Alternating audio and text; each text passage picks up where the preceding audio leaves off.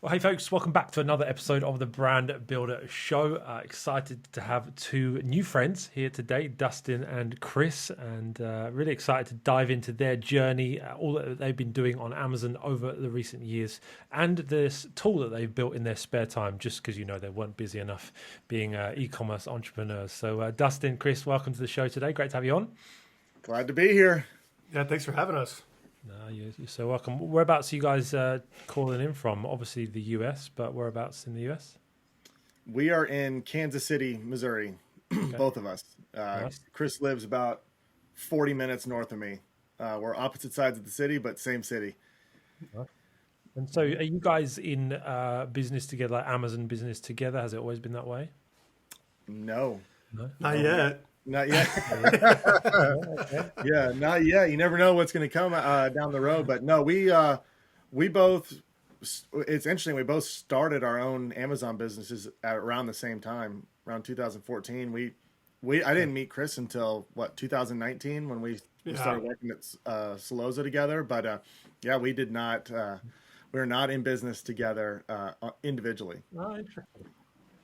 Okay, cool. So you both started 2014. Mm-hmm. Yep. Wow. That's like OG kind of style. That's a long time ago. It was Amazon, easier. how different were things in 2014? Geez, to what they are now. Oh my God. How much time do you have? I mean, I started selling in 2017, and it feels like it's so different, even between then and now. So 2014, it must have been. I mean, you would have still been able to pay for reviews then. That was how long ago it was. Yeah, back then it was wild west. You could throw up anything on Amazon. Here in the U.S. marketplace, you could throw up anything on Amazon and it would sell immediately, quick, without doing much advertising. PPC was still confusing; people weren't really using it. But you would give away product at 99% off, and they would leave a review. And the review would have to say, like, I got this in exchange for a review, or I got this product for free. Like that was like the review process back then. So everybody was doing it. Everybody was giving away product. There was groups that were involved. There was ways to do it. But you could really rank a product fast and start to see results really quick. Well, I can even go more into that. I mean, in 2014, when I launched my first product, you could, on Amazon.com, go to the list of reviewers, and you could you could filter it by who leaves the most reviews. On that list was the reviewer, their bio, and their email address. So I launched my product and I had somewhere in north of 200 reviews within probably like 3 or 4 weeks, because I emailed that whole list. They would send me their address, I'd ship them the product, and they would leave a review. And it was totally above board. There was not against terms of service at that time. I mean, it was amazing. So yes, in terms of, also there was less competition. So you could launch real basic staple products and, I mean, be right there next to Nike or whoever else was big. It was very wild west, very different. But it's probably a great thing that it's evolved the way it's evolved. Because there was only like two podcasts back then. The two original podcasts back then. Like, everybody started. There was only maybe like 2 people or 3 people talking about this space. Not a lot of like information out there. You had to join courses if you wanted to learn more, but there was a few videos on YouTube. But I learned a lot of my stuff. I think Dustin did too, just by listening to podcasts and just trying to figure out how to do it and go step by step. And one thing led to another, and here we are. Yeah. I remember the first course I took. It was in probably 2013 or 14. It was the only one that I'd heard of, and it was clearly guys who they would make courses of everything. It's like they were just putting together courses, whether they'd really done it or not. This course, I mean, I took it in like 25 minutes. I mean, it was like, here's how you find a supplier. Here's how you make a listing. Go sell. I mean, it was super basic, but it was all I needed to get started at that time. So yeah, it has evolved now, because you talk about like courses like Freedom Ticket that take you like 90 hours to get through. But that's the nature of the way things have changed. Yeah, and I always say that to people, like obviously it is more competitive, but there are real positive changes that have happened as well. Like when you guys launched, obviously it was easier to get ranked, but you didn't have the data that we have now to verify whether that was a good product idea, what keywords to use, where to use them, any of that stuff. It was kind of throwing mud at the wall a bit more, albeit that mud would often stick, but it was still a little bit less predictable maybe than it is now. Yeah, the product research process was go to the Amazon bestsellers, niche down in the niche, and find products that have like less than 200 reviews and just launch those products. Like that was it. Like that was all you did. Yeah. And then you just threw them up there and they see if it worked, and then you just rinse and repeat. But yeah, it's way different now. Yeah, it is true. It is very different. I was going to say something. I lost my train of thought, but yeah, it's fun thinking back on those days. I know what I was going to say. I mean, like today, people, when you're learning how to sell on Amazon, you're presented with almost the complete journey now. Like where it's like the ability to sell your business in 2 years is the goal. My goal was how can I make a couple bucks selling some products? I mean, I was 6 months in before I created an LLC. I would, it's like all that stuff, like setting everything up in a way that's going to be sellable in the future and creating a brand, like a brand you want to, really grow. Those were, I mean, it was just like, what can I sell? What can I sell? I mean, it was almost like arbitrage, but you were trying to create your own product, but you didn't care. I mean, I had like 7 brand names rolling in my account. By 2015, I was like, "Oh, that product looks good, but it doesn't fit my fitness brand. So let me just make this new brand." Yeah, it was very different. It was so easy before brand registry as well. I mean, you could just I did the same. I created 4 brands at once. I think I only ever used 2 of them, eventually, and but I had them all on Amazon, and you didn't have to have brand registry, and so it's very different. But talk to me then about how those first few years for you guys, 2014. Through to sort of 2017, 2018, what was that journey like? You obviously saw some growth because you stuck around. What were the kind of the developments for you guys along that stage of the journey? Kris, you can go first on this one. Yeah.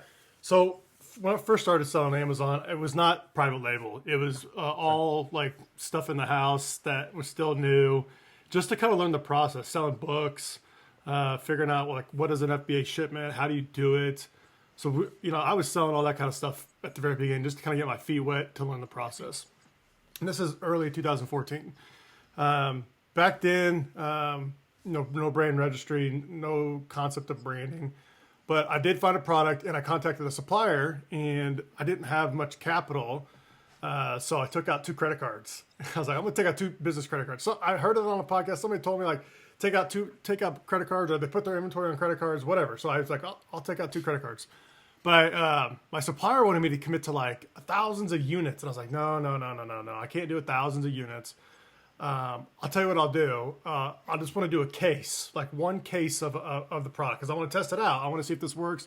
I want to learn how I ship it from China. I want to learn how it gets here before I commit to thousands of units. Well, the supplier came back and was like, how about you commit to like 10,000 packaging only, and we'll send you just a case each time you need a case. I was like, okay, well, I'll do that. I mean, the packaging's cheaper, so I'll commit to 10,000 packaging, and we'll see how this goes. So it went well. First case went in, sent it in FBA, started getting sales immediately, and then just kept rinsing and repeating, and kept getting more and more in. I added more variations to that product. It was an electronic product. I wouldn't do electronic products anymore if I was in this niche. If I was starting over, one thing I learned is people will get a product, and quickly, if they can't figure out how it works, or if they don't know where something goes on the product, they'll just refund it and get it sent back to you. So now you got all these returns coming back. So electronic, I would not do. But yeah, that's kind of where I got my feet wet, and just kept going, rinse and repeating, adding more products. A lot of hurdles along the way.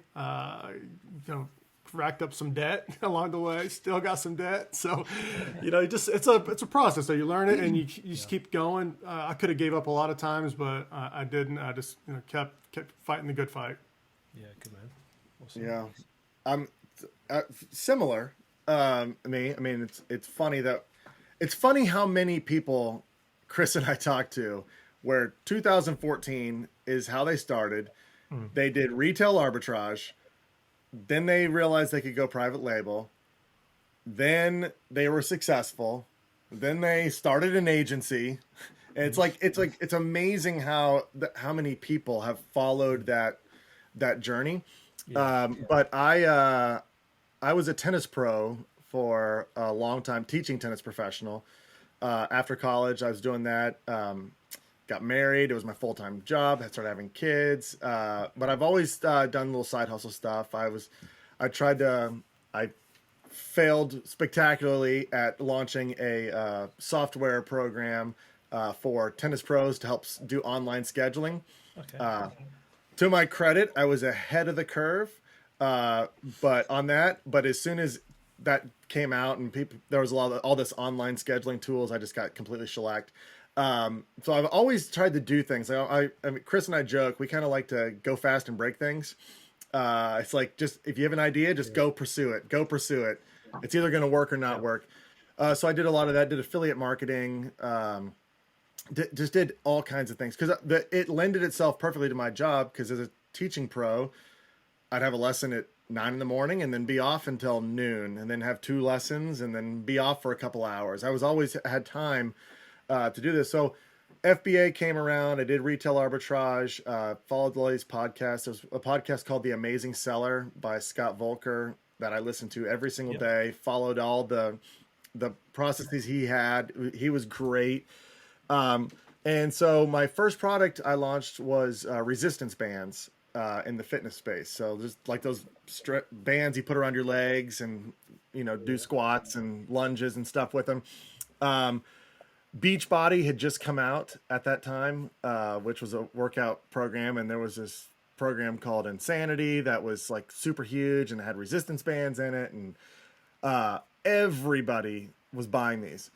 So I launched it, and I was not prepared for what happened, because they sold like crazy. And I did that reviews, reaching out to reviewers. So I was sitting there talking to my wife. I'm like, oh my God, I just sold like 300 units today. I'm like, I cannot believe this. I mean, this is like, this is legit. I mean, I just made like a week's worth of tennis lesson money today. I don't know what's going to happen here. So I just kept rolling with it. Sales kept increasing. That's when I learned the interesting thing that I think people aren't prepared for is, if you do have a product that's successful, you don't have the capital ready for the growth. I mean, I ordered like 3,000 units. Oh no, I ordered 500 units for my first one. Then I ordered 3,000. And then I'm like, okay, well, I'm selling like hundreds a day. So I need to order like 20,000. It's taking a month to get them. And I'm like, okay, that's a lot of money. I was getting it for like $2 a piece, but that's 40 grand. And I had nowhere. 40 grand was like a foreign number to me. So I was like, okay, well, this is working. So let me take out. So I was taking out some loans, building it up, and it worked. It kept growing. I kept launching new products in the space. And in 2017, I was able to quit my job. And that was I can still remember that feeling. I'm like, I can't believe this. My family and friends, they're like, what is going on? I'm like, what are you doing? And I'm like, well, I created a brand and I've got lots of products I'm selling on Amazon. And they're like, what? They're like, you can do that? And I'm like, yeah. Somehow I stumbled into this and was able to quit my job. So we moved back to Kansas City, where I'm from. And, I was working from home. I probably, looking back, got a little casual with how easy that was. Yeah. I remember being at like 9 a.m. I'm like, I'm done. I'm done. I'm pretty much done for the day. It's 9 a.m. I don't have much to do. I've already checked my PPC. I've already talked to my supplier. I had a couple VAs working for me. I'm like, this is cool. So my mistake at that time was not being like right now with this podcast and talking, having all these friends in the industry, we're very aware of like what's coming down the pipe, what what hurdles that people are having, and like the risk that is inherently involved. I mean, you could go from making $1 million to zero super quick, and it could be completely out of your control. And so I wasn't prepared for what was about to happen around that 2018, 2019. And I'd already committed myself now where I'm living off this income. So I'm taking a hefty pull out of my earnings to support my family, to replace my income. And I wasn't prepared for the level of competition. If you go search resistance bands right now, you can scroll for about 4 hours and never run out of listings. And they've all got like, 20,000 reviews. The margins are like 10%. I mean, it's crazy. So sales started slipping. I had all this debt I incurred. And that was about a couple months of a little bit of panic. Okay. What am I going to do? What am I going to do? I know this is a long story. I'm sorry, but this is going to be helpful for people out there. So I pivoted. I started doing other things, started teaching tennis again. At the same time, like, this has worked. This worked. I know I can do this. So I got way more involved, started going to meetups, started reaching out to people, ended up at a meetup meeting the founders of Solozo, like Kris did, and was able to join with them. They were really smart. The founders are smart about bringing in people with the seller side experience. That was attractive to me, because it's like, we're an advertising tool. Solozo is an advertising tool, but the advertising tool only works if you have everything else in place. If you're not making all these other mistakes, or if you've got good listings, good products and stuff. So got in with Solozo. It's been a ton of fun. Started the podcast, was able to network. We've learned a ton, both Kris and I, just in our journey. And now we're able to help others with, figuring out how their journey is going to look, how to help them, reach their goals. And we've been able to pivot. And now I do all kinds of things on Amazon. Even we were talking about this, even stuff like online arbitrage, trying to launch new products, launch new brands, and just create strategies. So it's a fun journey if that's your personality. Like, my personality is I'm okay with failure. I'm okay with, I have a pretty high risk tolerance. And I love competition. Comes from my sports background. So it's really fun for me. Yeah, definitely. That's awesome, man. Inspiring story, and hats off for pushing through, because it's not easy, like you say. I think most people come into this business, if it's their first business, they see all of the YouTube ads and the hype around the business, and they think that I'm just going to instantly succeed because this is an easy business. But they don't recognize that there is failure that you have to deal with. There's challenges that you have to overcome. It's like any other business model. So it's thank you for being real and sharing the real journey. For sure. But you guys but pushing through and seeing some great stuff now, and obviously have connected more later, which is funny because you live in the same area, and you didn't know each other before you started working on this, but you were living in the same area. And so, and that's something like networking. Dustin and I, I'm speaking for him, but we were kind of like closed off, like, from the Amazon space. We thought we knew it. We thought we just figured it out on our own. But that's something we've learned with being with Solozo and just being in the space, is the power of like just getting out of your comfort zone and going to network and go to events. Even if you're like they're nervous too. Like, the people there are nervous too. So like, you're nervous too. So like, it's you learn a lot more. We got back from Prosper, and just the after parties and the show and like the networking that was done there. Like that probably took us 2 to 3 years to figure all that stuff out individually if we didn't do that stuff. So I think that, if you're a seller out there, you're kind of like a hermit and you're stuck to yourself, like, you got to get out and you got to just make yourself uncomfortable and get out and network. You'll learn a lot more, because there's sellers doing things that you never even thought of. You're like, oh, I could do that in my business, and it may escalate you further down the line. Yeah, definitely. It's a good point that I think that Kris brings up, because yes, that was I said it. I mean, that was a failure on my part to not reach out and network. Nothing's easy. There's always people doing better than you. And it takes work to do anything well. I don't think there's any free money out there. But it's so funny because Kris is like, they're nervous too. Like now that we've done, we've done the podcast and we're in the space a lot more. I mean, we've been speaking at events, yes, we're nervous, speaking. There's like imposter syndrome. There's all those things. But the people that are speaking, I mean, the only reason that they're quote unquote experts is because they've made all the mistakes. Yeah. And so they're, and that's what's really nice about this industry is everybody's willing to offer advice. Everyone's willing to, people want to see you succeed. And they want to help.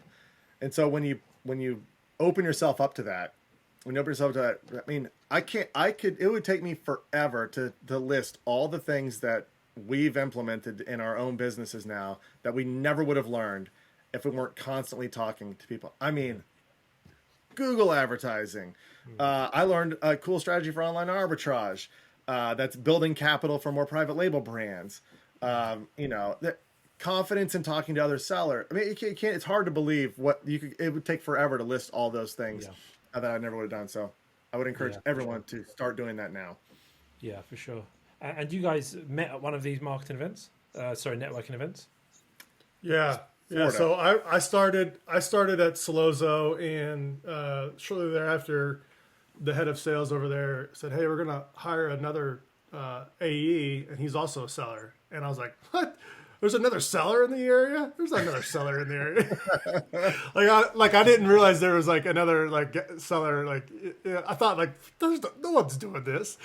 But surely he came on, and gosh, when Dustin first came on, I think I did a call with him to go over his account. He's like, I'm about to join your team. I'm like, yeah, whatever. But just get on the board. But like our rhythm goes well. Like we feed off each other really well. Mistakes he's made, I've made. I think if we would have met each other sooner in our Amazon journey, we would be real far ahead. But that doesn't mean that things can't happen now. So we're both learning. I'm addicted to this space. I don't know what it is. I love it. I love talking to sellers. To kind of give you backstory, I talked to a seller the other day. He committed to this program that was like completely automated, like automated FBA, right? Yeah. And you can figure out who that is. You can figure out who's selling that kind of program. But he got burned. He committed to an electronic product, didn't do an inspection. Product got live. The plug is an EU plug that he bought. He needs the USA plug. So now he's out like $50K, and he didn't know what to do. Like, he's like, what am I doing now? I'm like, you've got to get away from this program and get out of that contact. Like, you've got to figure out what you got to do now. And so like things like that, like I know he's learning and we've learned, we're doing stuff. Believe me, we've got our own horror stories as well, but like, this is not a quick rich or get quick thing where you just throw in a couple grand and all of a sudden you start making money. You got to take your time and you actually got to learn what's going on. Yeah, that's painful. Imagine doing an electronic product and not doing an inspection. He's like, I go, did you do an inspection? He's like, no. I'm like, oh my gosh, man, you can't. He's like, no one told me. I thought this was just automated. I'm like, either you got a lot of capital, you're just willing to throw money around, or you really trusted these guys, but you got to figure that out. That's gut wrenching. That. Man. Crazy. And his answer was like, can I just go sell it in the European marketplace? I'm like, yeah, easier said than done. Yeah. Gosh, man, that's crazy. So so that's the part of the job we like to do. We get to talk to sellers. Yeah. I love talking to sellers. We get to meet people like you, Ben. It's just a fun space to be in. Yeah, definitely. And then talk to us a bit about Solozo. Obviously, you guys are pretty heavily involved with that now. Firstly, like what are your sort of roles? Obviously, the podcast, is it the marketing side? Is it the product side? It's a combo. really, I think we wear a lot of hats. I think number one, at being in the game, using the platform's phenomenal in what it does. But we're able to bring insights to like our development team, our product team, into like, hey, we would really like to see this feature, or these are the strategies that sellers are launching now. Can we cater to these types of tactics? Yeah. But Sellozo at its core is an Amazon advertising optimization and automation platform. There's quite a few of them out there.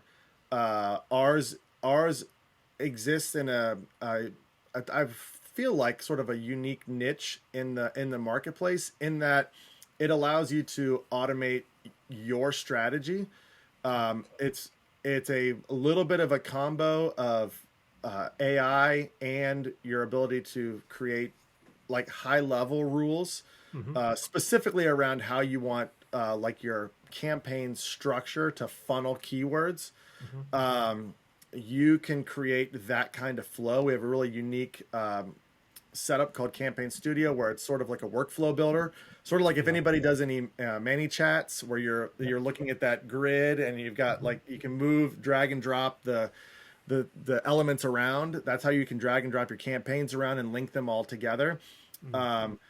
So you have the ability to essentially, like a couple clicks, fully automate everything, and also really get into the weeds, and to make some really strategic adjustments. And then we also offer a lot of the software programs for PPC don't have sort of account level and product level reporting. Ours has a lot of that in there. So it's, for anybody who has some sort of PPC knowledge, they sort of have an idea of what they're trying to accomplish, but just downloading search term reports and uploading bulk files to, all your bid adjustments every day, you can take that off your plate entirely, where you're just focusing on, what kind of target ACoS am I looking for this product? What kind of budget do I want to allocate to it, and then let the rest of it be more automated in your structure. So that's at a high level what Sellozo provides to our clients. Nice. And what kind of strategies are you seeing your best performing accounts doing? Are they doing anything super crazy in terms of structure, with search term isolation and keyword harvesting? Like, they would be some of the more staple stuff, but is there any like crazy campaign structure or any wizardry tactics that people are using? Because PPC is getting more competitive as well. Costs are up, and so people need to upskill in that. What are some of the things that you're seeing with that? Yeah, search term isolation is definitely a hot topic. Taking individual search terms, adding them to their own individual exact match campaign is a strategy we're seeing a lot of, especially with the change of TOS and like how to rank a product. So ads and PPC are definitely just a puzzle piece now to the whole game. But people are using PPC more to help like improve their organic ranking. And they're doing that. A lot of strategies I'm seeing now is just single keyword campaigns, exact match. But the trick is, and you don't want to miss out on some search terms. So, brand analytics, we've talked about it numerous times. We talk about lots of others. Brand analytics is where you can find what search terms to go after for your product. So I don't think a lot of people use that to their advantage. Definitely is something to use. And then you just find those search terms. The most important thing, though, is obviously making sure you're indexed for them, making sure your listing looks right. But as far as strategies goes, I'm seeing a lot of single keyword campaigns. And then those, that they need to find new ones, they do a broader phrase, but single keyword seems to be a hot topic right now. Yeah, for sure. Yeah, and I'm definitely testing sort of lower keyword campaigns, because there is definitely something to be said for if you put in lots of keywords into one campaign, some of them just aren't going to get any budget put towards them. What are you guys sort of recommending, either with the tool or just seeing other sellers do it? Like if you have a system, because this is where I'm at now, my sort of disparity in it is, if you have a system of your funneling keywords from like a more broad into like a more exact campaign, you might have an exact campaign, which is like your scale campaign, quote unquote. But once you get 5, 6, 7, 10 keywords in there, then that creates the problem of, well, I'm going to have too many in there. So are you guys seeing people create lots of campaigns and just each time there's a search term that's performing well, then you're moving it into just its completely own campaign? Or are you just seeing that single keyword strategy more for like ranking purposes?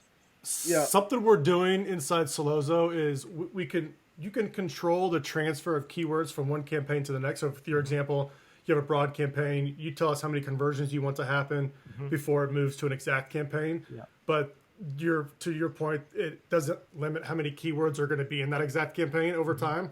So something we've put a ticket in for our development team is not only control how many conversions happen when it goes to an exact match, but also limit the number of keywords that are in that exact match. And then when it hits that limit, Solozo will spin off another exact match campaign that's tied to that broad match campaign. Great idea. So you've just taken away the limit section. You're still adding keywords off a transfer rule.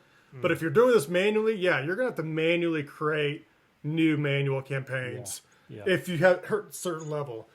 Because if you don't have the budget to test all those keywords, I mean, some keywords won't get enough spend or enough impressions. So separating those out either by search volume or by conversions, you can really hone in on them. But that's a good point. We hear that a lot. It's like, how can I limit the keywords? I would say like 10 to 15 keywords, maybe 20 at the max. 25 I see some people do, depending on their budget. But separating them out is a good process. To piggyback off that, I think there's a balance that you're trying to meet. I mean, at the extreme, you could put every single thing in its own campaign. Okay, I mean, you could, every possible thing would be in its own campaign. The benefit to that, obviously, is you've got very granular budget control.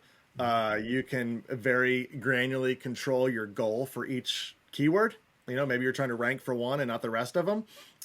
So you have that kind of control, but you're also elevating the amount of focus and time you might have to put towards that. So there's a balance there that you're trying to meet. I mean, one of the things that I'll do is I'll have a standard keyword funnel, maybe like an auto to broad to an exact, something of that nature where it's funneling based on conversions through there.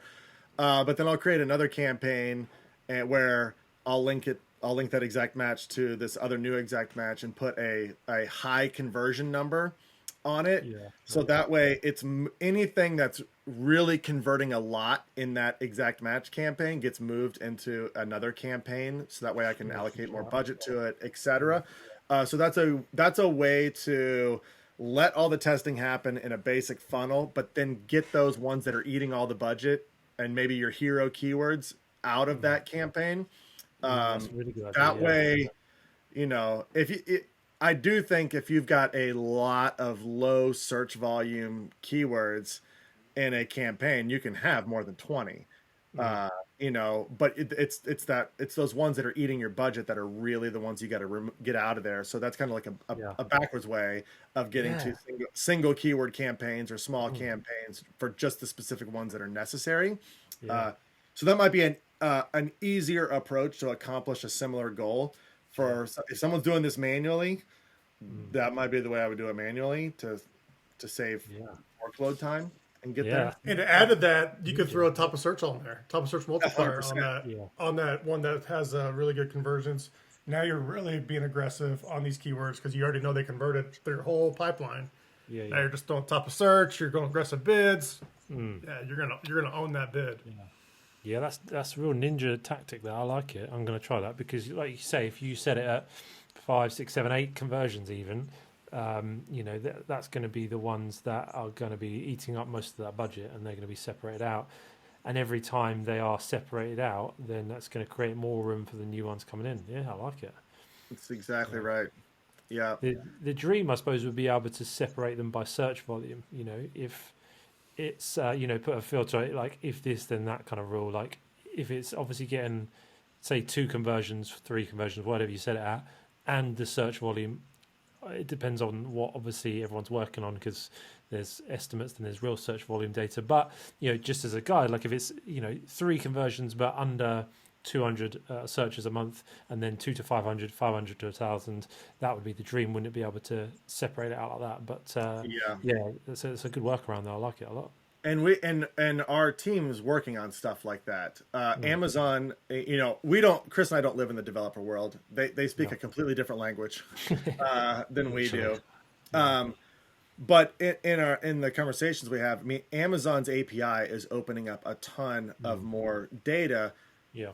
That to software companies, even data that you can't see inside your Seller Central portal, the development team has access to this data, and that's allowing for the potential development on things like this. Because to separate by search volume, previously you're potentially pulling from two completely different data sets, and search volume, can you trust that data if it comes from like a scraping tool or something like that? But now that you're getting search volume directly from Amazon, that's valuable data. So those are things that are in the roadmap to be able to separate things out like that. Yeah, that's exciting. I was going to ask you about what's the roadmap for the tool.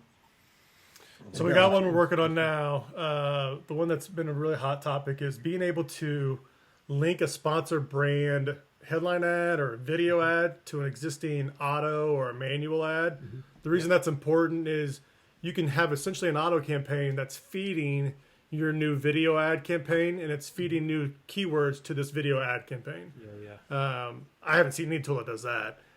But being able to add new keywords to your video ad or a headline ad, even a display ad, we've had some people ask about that, but that's something we're working on, and that's going to be a game changer. People are really going to love that. That's going to be huge. Yeah, awesome. That and Walmart advertising. Yeah. Oh, true. So what is the Walmart advertising setup like? It's like Amazon 2012, 2013. Yeah. Oh, really? Okay. Very basic. Yeah. Very basic. They're still on a one of the benefits of Amazon advertising is they have that second place bidding. So like if you bid $1 and your next competitor is 50 cents, you're going to win the auction at 51 cents. Walmart, you bid $1, they charge you $1. So I mean, there's no second place bidding. Now I know Walmart's talking about releasing that. Wow. So right there, I mean, that's adding into your costs. Even things like negative keyword creation. I mean, I think that's like if Walmart. I mean, I haven't been in there recently, but I mean, they didn't have that before. So I mean, that's optimization 101. So like there was a lot of things that even if we wanted to optimize it, they didn't have the things to do that you wanted to optimize. They're developing quickly. Obviously, they want to be a player in this space. We've just got access to their API now. So we're trying to see how much of what we have developed for Amazon works already with Walmart, and then making any adjustments that we need. But that's going to be huge too, because that's obviously a big talk in the space too. Omni-channel selling. You're not an Amazon seller. You're a brand that sells on Amazon and other things. That's a big topic. It's again, and it's why not? It's smart. Don't all your eggs in one basket is setting you up for a risk tolerance that's too high. If your Amazon accounts get shut down tomorrow, that's going to suck unless you've got other channels that you're selling on. So we're trying to support sellers that are more omni-channel, and we want to grow with the way that they're growing. Yeah, that's awesome. And you talked about product launches, Kris, earlier, the adaptation and having to use PPC more. What are you guys using and seeing for successful product launches at the moment? Yeah, definitely PPC is on top of that. So it's sprinkled in a little bit more than it used to be. But PPC is definitely one of them. Influencers is another one. And I'll touch on a little bit of these. And then Google Ads. Bring in traffic from Google to an Amazon listing. Even if they add it to cart, helps with the ranking. So just getting added carts is good. Getting more traffic to the listing, people buying it through Google is going to be a win-win. It works like 3 to 1. So You can really get a boost if you're running Google ads to your Amazon listing. Another one is running Google ads to your Amazon storefront. So if you sell a package of products or a bundle of products all in the same niche, maybe looking into driving traffic to your storefront page. Yeah. But on the influencer side, that's a hot topic. TikTok, Instagram, using your email list, like these all go in together.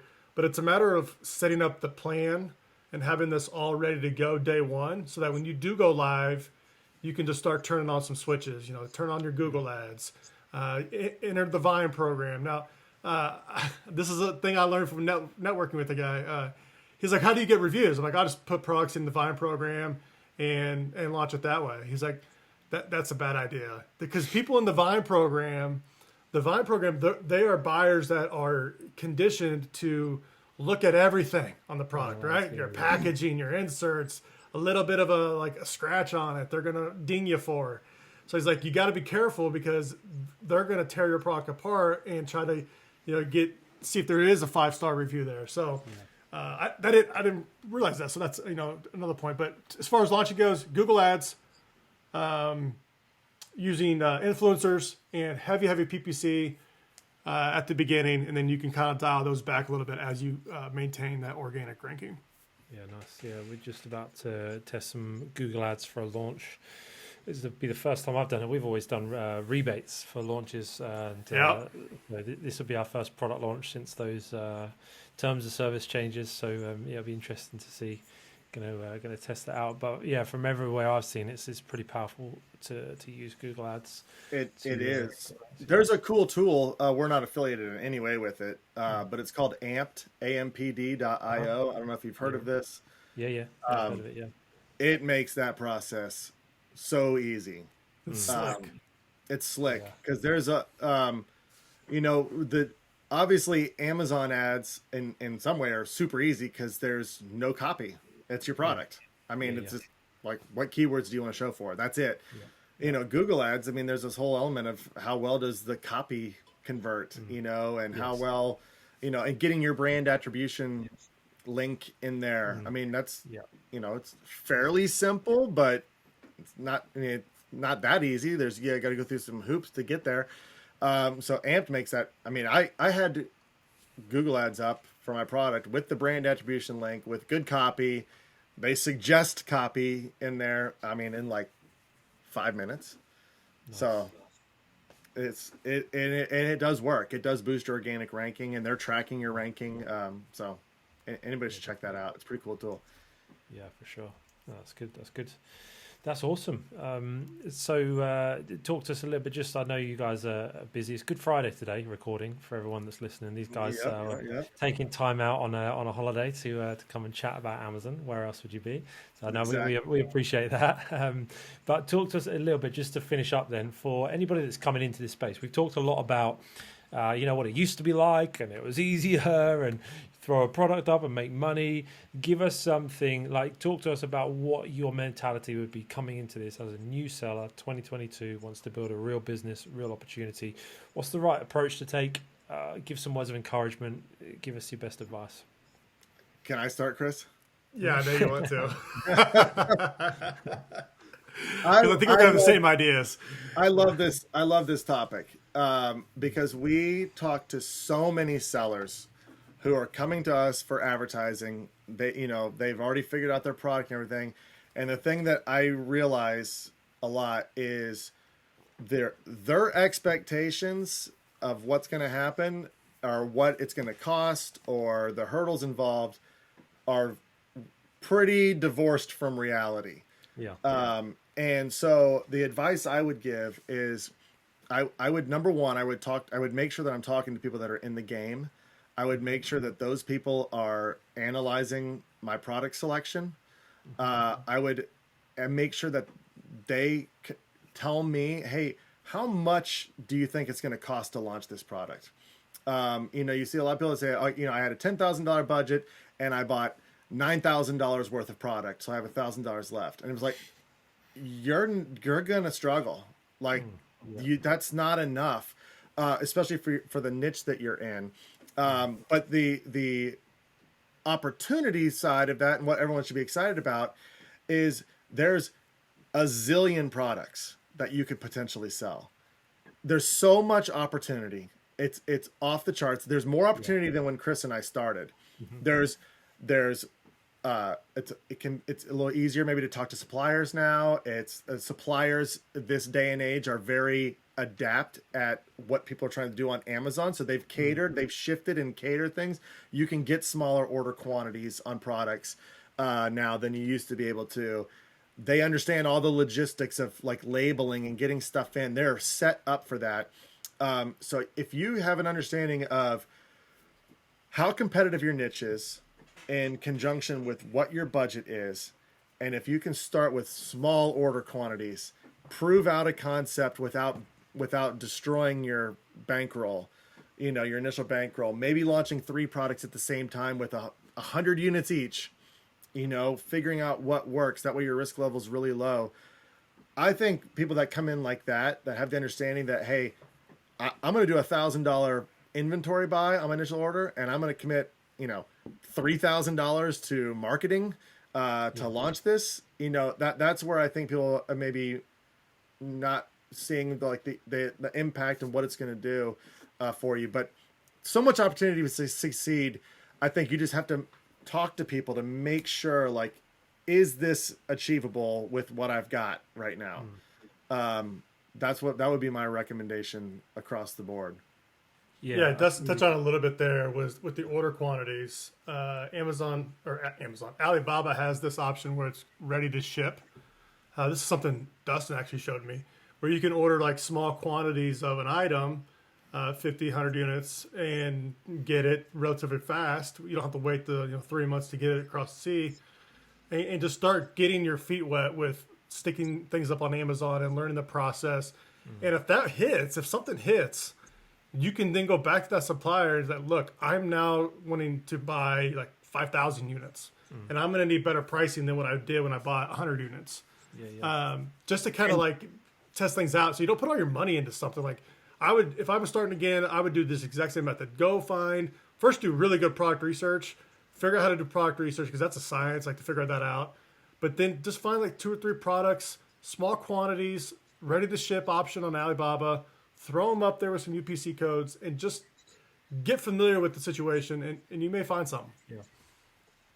Yeah, I think it's a great shout. And Dustin, you mentioned online arbitrage earlier. It's something that I've never really done. I did a little bit of sort of liquidation stuff, testing that out a while ago, but never really dove too deep into it. But I think for new sellers, it can be a great option whilst they're researching. A, can help build up capital, but B, like you said, Kris, just navigating the craziness of Amazon Seller Central is a learning curve in itself. So doing something like that to get on the platform, start making moves, taking action, I think that's a great shout. Online arbitrage is going to be a big part of my business moving forward. It's the risk level's low.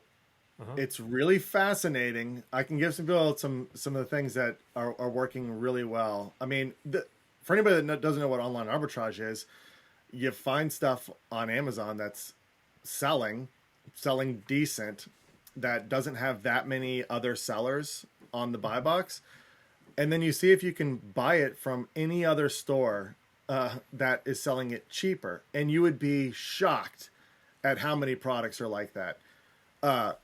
Clothes, makeup, toys. There's so many. I mean, really, it's anything. Household supplies. I'm selling this candy, where I'm multi-packing it. So I order this candy, and I put it in. I polybag it with multiple packs in it, and the ROI is off. It's 150% ROI on this product. It's insane, but it's interesting what you can do with that. And so you don't have a lot of capital outlay. You can buy 10 units of this product and 10 units of that product. Exactly, and exactly. Worst case scenario, you have to drop your price down to break even and get your money back. But now I'm a part of a group that I get a list. They have VAs that are making all the research of like, oh, it's at Target for this much or Walmart for this much, and it sells for this much on Amazon. And I just order them every day. The FedEx truck comes to my house like 6 times and drops boxes off. And so then I have my boys help me out. I'll list all the inventory. They'll label it and we'll ship it in. But it's continuous capital. So it's allowing now to take that capital, launch a private label brand or private label product. But it's really fun. It's also unbelievable product research. Like unbelievable, because I'm over in this niche and then that niche and then this niche and that niche and all this stuff's going in. And I'm like, wow, this is a pretty cool product. And there's only like 2 or 3 other like brands that are selling on Amazon. It's selling like crazy. This is an opportunity. I could launch my own brand right here with this. So it's another unique way to do product research. But I just think there's so many ways to potentially make money on Amazon, whether it's retail arbitrage, online arbitrage. We talked to a guy who does drop shipping the other day, which was kind of interesting because drop shipping can be frowned upon and you're kind of worried if like Amazon's okay with it. But in some of these scenarios, it's like, it seems like a really good fit. We were talking about like heavy stuff, like tables, things that people expect to take like a week and a half to get delivered. And they expect it to not come prime from Amazon. There's a lot of opportunities out there, and I think everyone can find their sweet spot. So, definitely. Yeah, I think you're so right. 2022 is still an incredible time of opportunity. Like you said, there was things that were easier back then, but there is way more opportunity to grow something substantial now. I think a lot more back then it was a side hustle mentality, whereas now it's like, whoa, okay, this is serious wealth building opportunity. So and you guys are doing some great stuff in that, and obviously Solozo is helping a bunch of sellers do that. If people want to find out more about Solozo, where should they go? Yeah, just head on over to Solozo.com. That's SELLOZO.com. There'll be a little button on there that says book a demo. You'll get Dustin or I, and we'll chat. We'll do just like this. I mean, we'll bring up your account. We'll look at your listings. We'll see if you're a good fit. We'll talk to you, but if you need better listings or images or whatever it is, we'll chat with you, and then hopefully get you on a free trial with Solozo and start to show you the power of something to do with your PPC and get some sort of system set up for your ads. Nice. That's probably the easiest. Exactly. Also, I'll let you do it, Dustin. You can shout out the podcast. Oh yeah. You can tune into us. We co-host a podcast called Two Amazon Sellers and a Microphone. We had Ben on. It was great. But we live stream it, and then it's on every podcast platform out there. But we do an episode almost every single day. I saw that. I didn't realize how frequently you did it. It's crazy. Next week we have like 12. Oh wow! Yeah, sometimes we do more than one a day, but it's so fun. It's casual. I mean, we just we have a conversation. I don't know if this is a good thing or a bad thing. I don't even know if I should even say it, but like we do like almost zero prep for we have a guest come on. We talk to him for about a minute. We go live. It's totally live. There's no editing. And we just go wherever the conversation goes. So for us, it's like super organic. It's like you met somebody like at a restaurant. And you just start chatting with them for a while. But every time, I mean, I have a pencil in my hand the whole time we're on, because I'm like taking notes. I'm like, oh my gosh, I got to do this. I got to do this. So it's fun. So anybody can tune into that. Two Amazon Sellers and a Microphone. Yeah, definitely highly recommend it. It was I haven't done loads of podcasts myself. I've done like a few, but not a regular thing. But I enjoyed it the most of anything I've done, because just like you said, it was a real conversation. And I think that's what I'm trying to do on this as well, is sometimes we structure it and have questions, but I think the stuff that I get the best feedback about is more natural conversations, because I'm on this journey, and the questions I'm asking are going to help me build my business. And so it's kind of like, hey, I'm just going to have conversations with you that's going to help me build my business.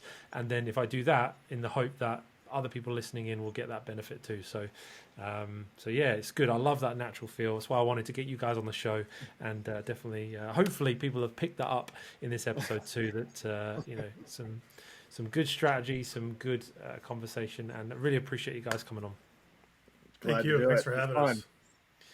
Awesome. Well, thanks for tuning in to this episode, guys. Like Dustin and Kris said, definitely do check out Solozo and get one of their beautiful faces on a demo and check it all out.